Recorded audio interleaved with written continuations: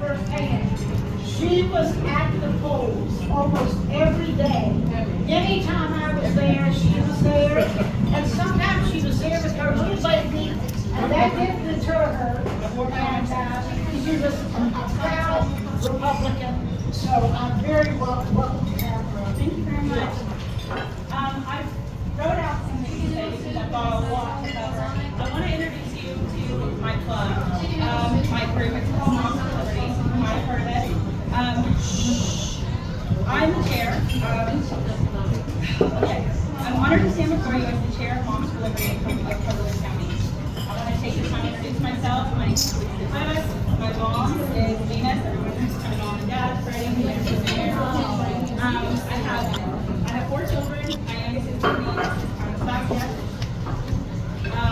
So, like many of you guys, I'm passionate about preserving conservative values. And this year, while I was working hard at the polls, I made a text with our city to get a booth. Sorry. I made a text with the city to get a booth. I wanted to do voter registration and a membership drive for my club that I'm in, which is State House Republican Women in Action. And when I went down to Cool Springs, they told me no. They said, no, there's no Republican. Your club has the word Republican in it, so you cannot have a booth at the Friday events.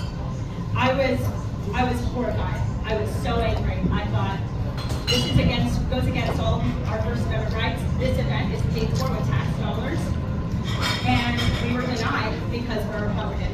Later, they told me that it's okay. No political or religious organizations can have a booth, so it's fine. We're going to take the First Amendment rights away from Democrats and Republicans, so it's there.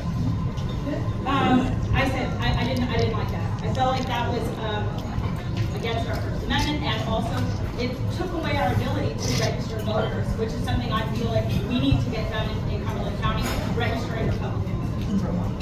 That experience pushed me to start looking for new ways to get involved and participate in expanding my conservative advocacy. That's when I came across Moms for Liberty. It's a grassroots organization committed to parental rights and transparency in education and fighting against government overreach in our schools and in our communities. I first heard about Moms for Liberty from Olivia Oxendine. She's the last remaining Republican on the North Carolina State Board of Education. She came to speak at the San Diego Republican Women in Action last summer and told us how Moms for Liberty had joined a lawsuit to stop the Biden administration to do radical Title IX changes. These changes redefined women in Title IX and in our schools, allowing boys and men to take places for women that are rightfully belong to women. Because joining Moms for Liberty, Olivia Oxendine let us know that by joining Moms for Liberty, we can protect our schools. Moms for Liberty had joined this lawsuit, and that led to a federal injunction for preventing any school where a Moms for Liberty parent had a child from that school from implementing the new Title IX changes. And this was a big deal. And it really stood out to me because North Carolina was completely unprotected. Josh Stein, who was our Attorney General at the time, he did not join the lawsuit as a state. So all of our children were open to this new Title IX. But because Moms for Liberty had joined, I was covered and my children were covered. Berea Baptist Academy is where my kids go. And even though it's a private Christian school, and you would think I wouldn't have to worry about Title IX in these places, it protected us, it protected the school. Because if a student stood up and asked, in a private school, stood up and proclaimed to be another gender, that school was open to lawsuits based on Title IX changes. And because of my role as a Mom for Liberty mom, just as a mom, I was protected and my school was protected. That let me know that it's important for all parents, no matter whether your kids are private or in Christian schools, to take notice of these laws that are changing. So I realized that Cumberland County did not have a Moms for Liberty board, so I started one. I started with my friend here, Sarah. She's the vice chair with me. And let me tell you what we do. We're a 501c4, we're a nonprofit organization, and we are officially nonpartisan, although we overwhelmingly support conservative values. Unlike other organizations that simply advocate, Moms for Liberty has a real legal and financial power.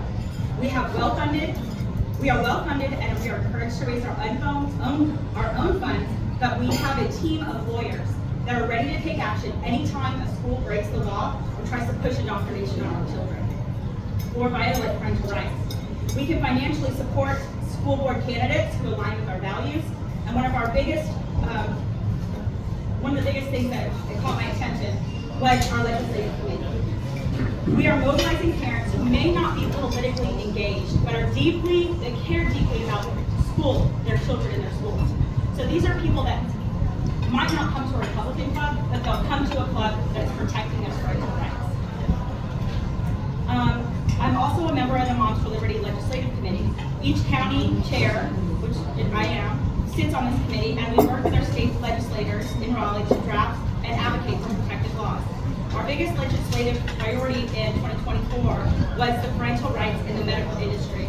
I sent out, I think there's like flyers on your tables which show our legislative agenda for 2024. This is the big one. I'm going to read this because it's kind of insane. Right now, North Carolina law allows medical providers to treat minors without parental consent or notification. There's no age restriction, meaning your child, no matter how young, can receive mental health treatment, pregnancy-related care, drug and alcohol abuse treatment, and birth control and other reproductive services to include HPV vaccine without your consent or notification. You do not have to be told or notified. As a matter of fact, the doctor is actually not allowed to reveal that child's medical information to you without the child's consent. And it does not have an age in the law. Okay? So this is a big deal. Parents have no right to be informed or even access their children's medical records unless the child chooses to give you permission.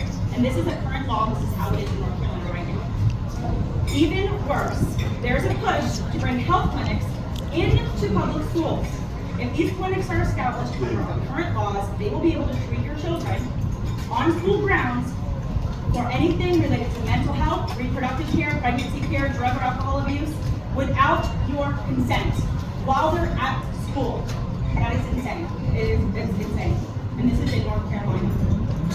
So, it's dangerous. That's dangerous. If they prescribe your child with, let's say, birth control, your child may think, oh, I'm protected.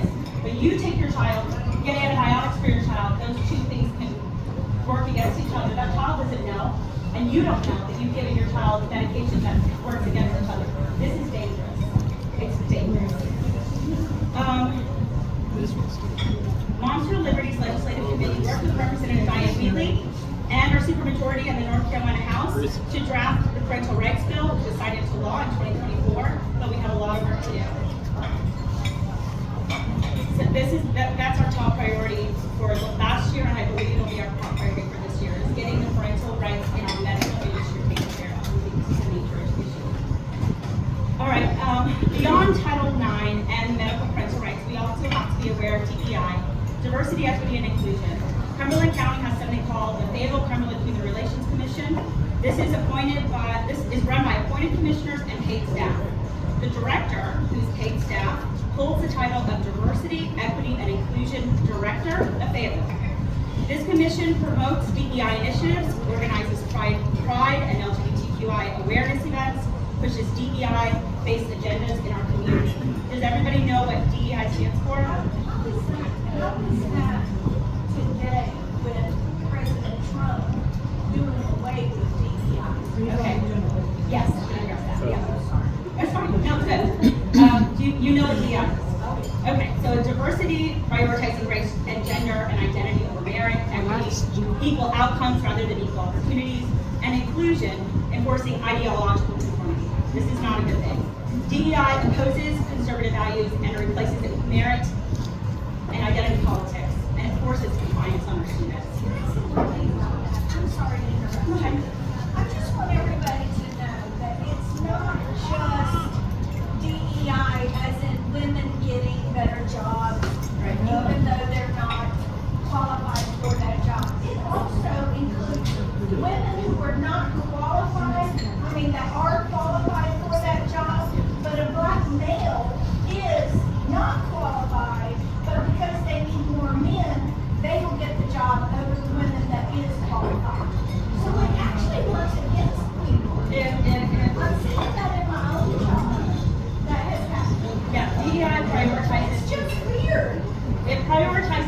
numbers based. So they want numbers. They want a certain number of this versus a certain number of that, certain number of this. So they take their roles or their employments or their students or whatever, their boards, and they say, I don't know if you watched the DNC this week, if you can see the insanity, where the man is standing up there and he was like, okay, well, we have 2 men and 2 women, but we only have 1 non-binary, so we're going to need another one, I think. I don't know how this is. That's ridiculous. It just needs to be based on who's qualified. It's so silly. So DEI opposes all of our research methods. In 2023, this is important because it's about our local.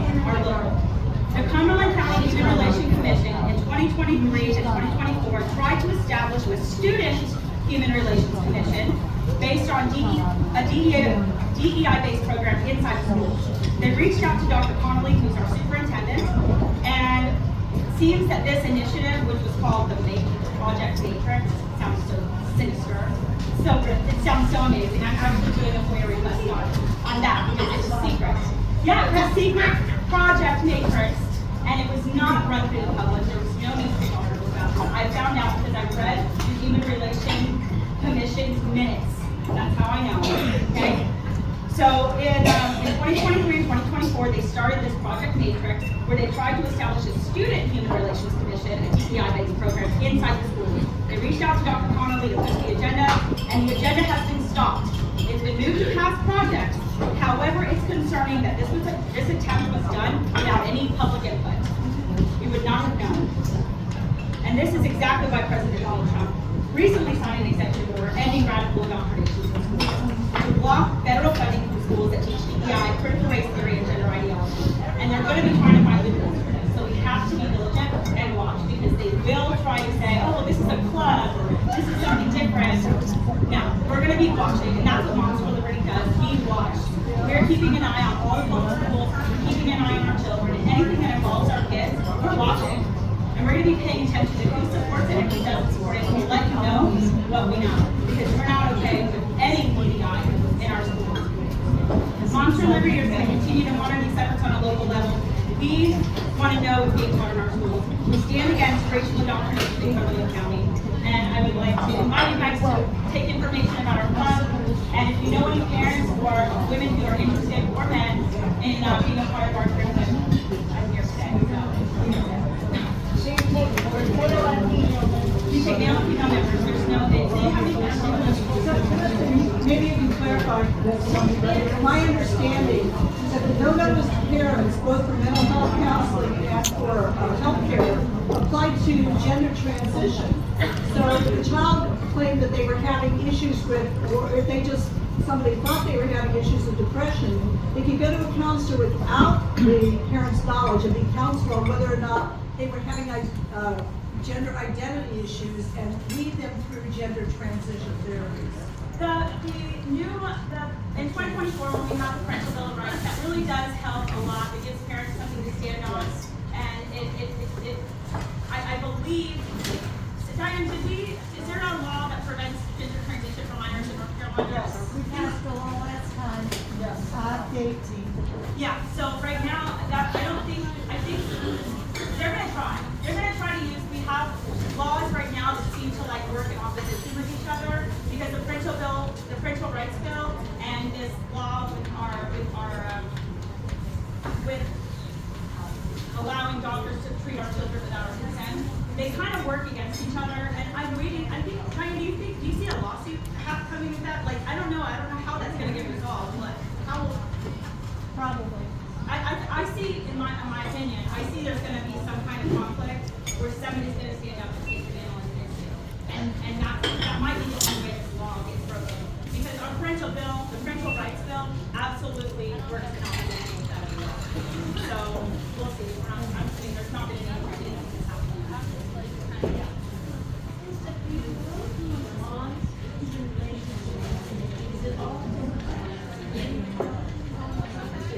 Yeah, there's currently 2 Republicans on the board of the Union Leader.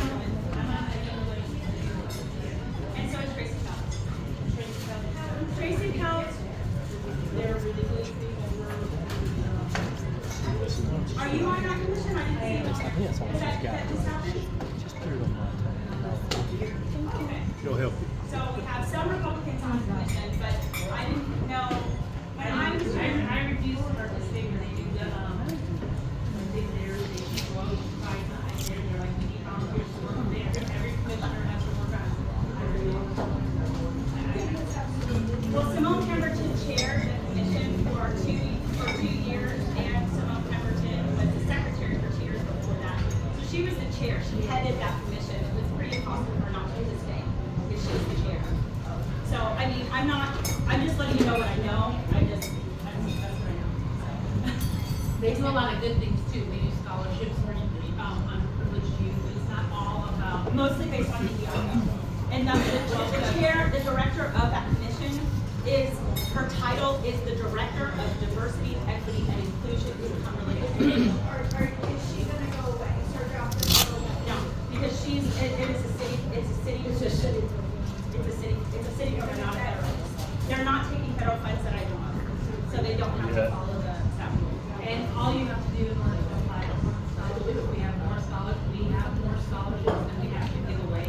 So we encourage people to apply for the scholarships. Pretty much anybody can go get the scholarship. It's accessible.